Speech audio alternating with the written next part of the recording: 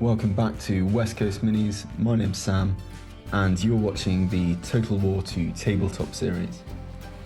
Now, this is the ideal place to learn how to get started with Warhammer the Old World. So sit back and we'll show you everything you need to give you the best start in this hobby.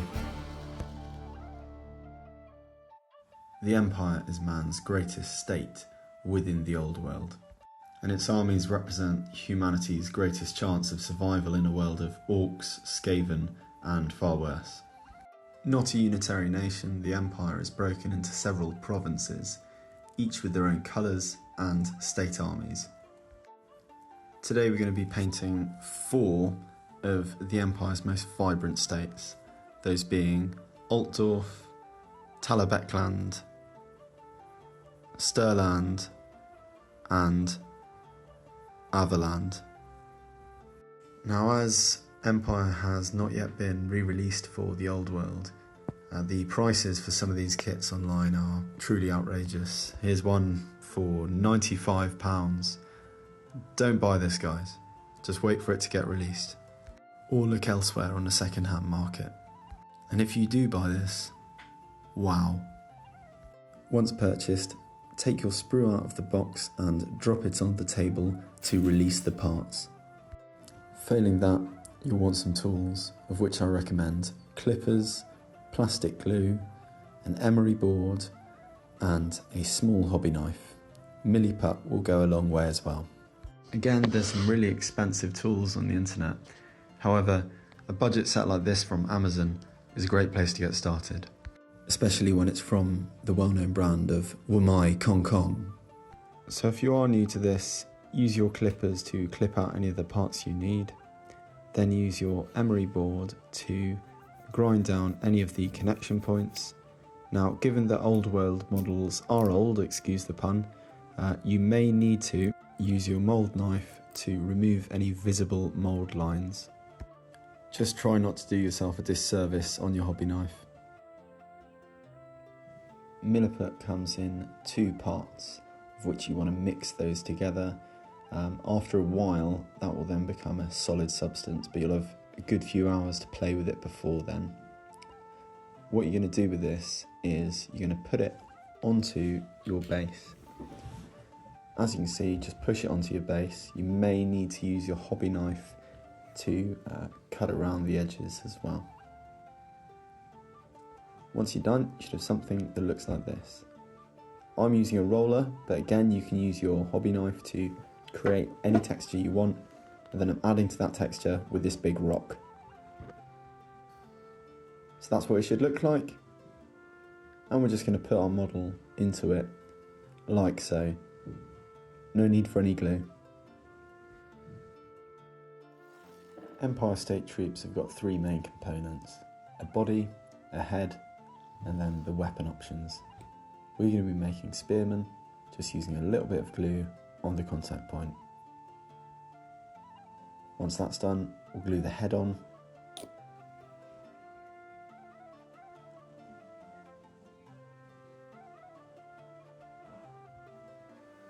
And then finally, with a little bit of manoeuvring, we'll get the spear on as well. Once you're done, it should look something like this.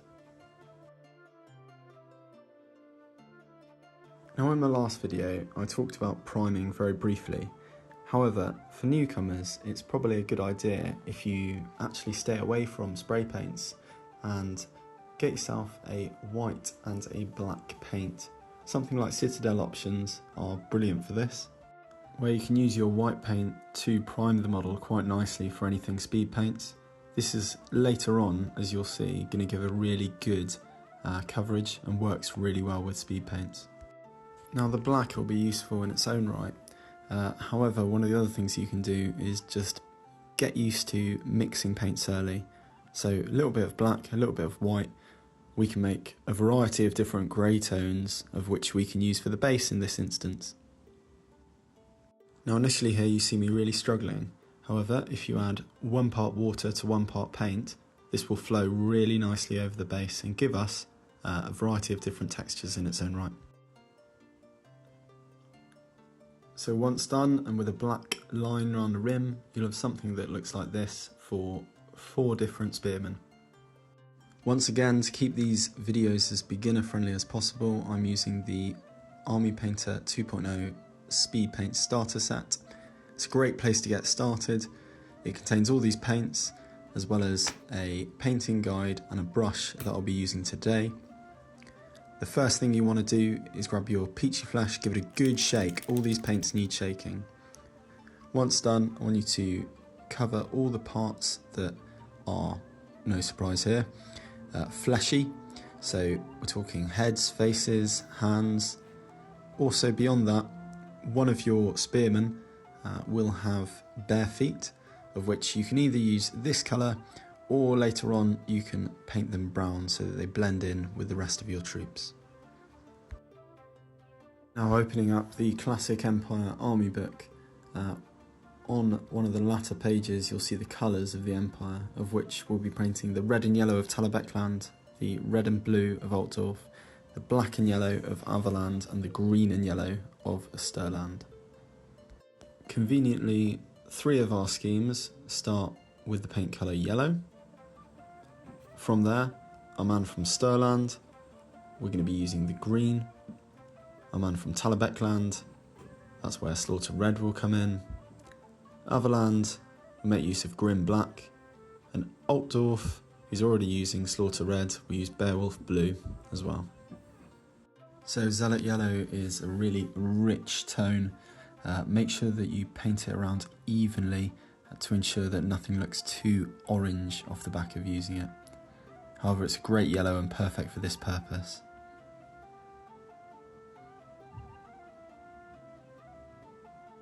Elsewhere, Orc Green is again perfect for Stirland. It's not too natural, it's bright enough, but once again you want to be moving this around and ensuring that you've got an even coverage, otherwise you'll have some bits which are a bit too dark. Now we're going to differ in our style with the Talabeclander in that we're going to have different sides on the upper body and the lower body of where the yellow is. The red of Slaughter Red is a little bit darker than I would like, however it does give a really rich colour that I was really impressed with overall.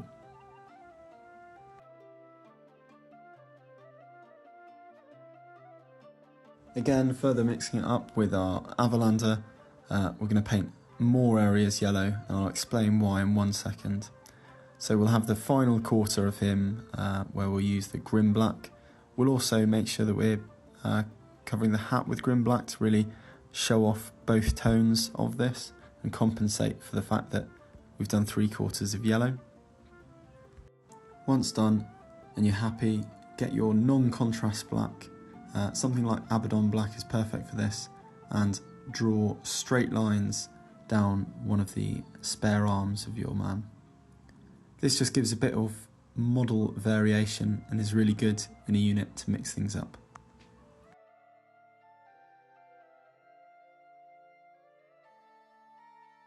Finally on to Altdorf, we're going to start off with Slaughter Red.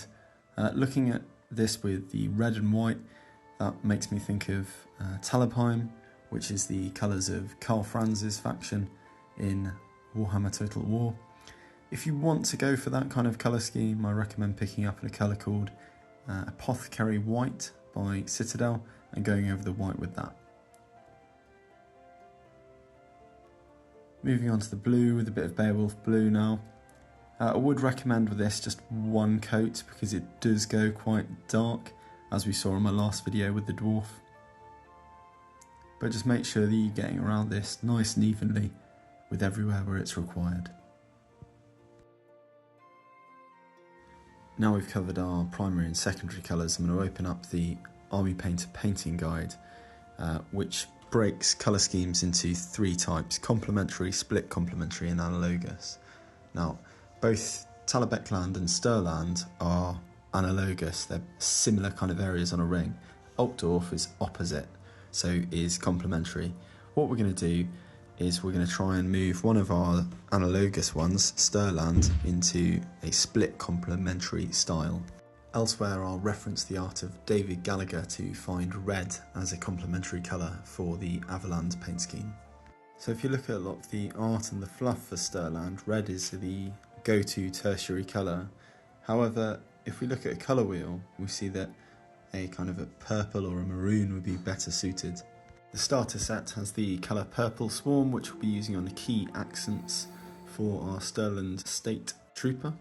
This is quite a strong colour though, and maybe inappropriate for what we're trying to achieve here. Regarding Talabecland, we're going to lean into having a red and yellow analogous, almost fiery theme.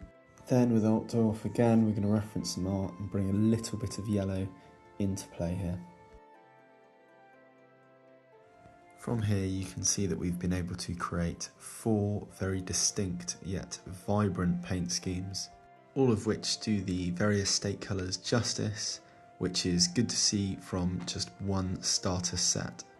Next we've got to paint the armour, bone, leather and all the wood, and to do that we're just going to focus on our Avalander. So I'm going to use Satchel Brown to cover off all the spear, the leathers and the belts. In regards to this, I never really appreciated up until this moment how much of a graft it is to have a camera in front of you while you're working on painting details. It really makes everything that little bit harder. Once you've given that time to dry, you're going to move on and cover off all of the bone work, but also scrolls. I really appreciated with these sculpts that despite it not being the 41st millennium, there's plenty of time for grimdark features, such as these. Use broadsword silver to cover all your metals. On models like this, you can really see the quality of this paint is really good for all those areas of plate metal. Elsewhere, I've also put a shield on our Altdorfer, so for that we're just going to use 2 layers of grim black. Once we've covered off that, we move on to hair. The first one we're going to paint is this individual with the 1940s dictatorial haircut. So what we're going to do with this is just grim black painted in the direction that the hair would be flowing. This is really important because once we've done our first coat, we might want to go back and do a second coat, and this will give a lot of depth to the hair as we're going through. Likewise, you can do the same effect for the beard. You can also do the same thing using the brown straight out of the bottle. If you want to see how you can use this set to get a really good blonde effect, I suggest you re-look at my last video where I do that with one of Highland Miniatures' Dwarf Warriors. Finally, the accent colour of purple from our Stirlander just didn't sit quite right with me, so I've added a layer of red on top of it just to make it a bit more burgundy and work a bit better with the rest of the colours. And without any further ado, I think we're ready for a grand reveal. So I've been able to paint the colour schemes of Talabecland, Avaland, Altdorf and Stirland, all with one beginner box set. It's quite clear to me that speed paints or contrast paints are the way to go if starting out on these forces. And if you have picked up and followed along with me, hopefully you've got a nice result as well. Now, don't be dismayed that they're not quite the quality that you might expect from the heavy metal box art or any of the kind of professional painters that you see out there. What matters, it's a start, one that you can play from and, with a few more paints, build on it to get better results. I've really enjoyed painting these Empire soldiers.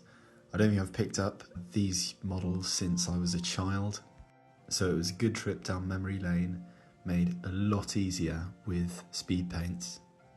What's your favourite paint scheme, and is there any that I've not covered that you'd like me to?